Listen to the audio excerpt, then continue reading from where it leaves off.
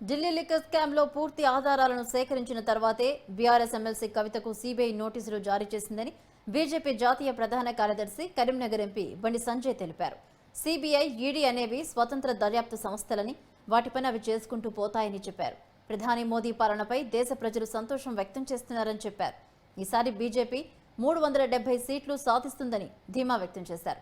తెలంగాణలో లోక్సభకు పోటీ చేయబోయే అభ్యర్థులను 5 రోజుల్లో ప్రకటిస్తామని సంజయ్ తెలిపారు. అసెంబ్లీ ఎన్నికల కలిసి పోటీ చేస్తామన్నారు. పోటీ చేస్తామా? కలిసి కాంగ్రెస్ పార్టీ సమాధానం చెప్పాలి. కలిసి పోటీ చేస్తామా?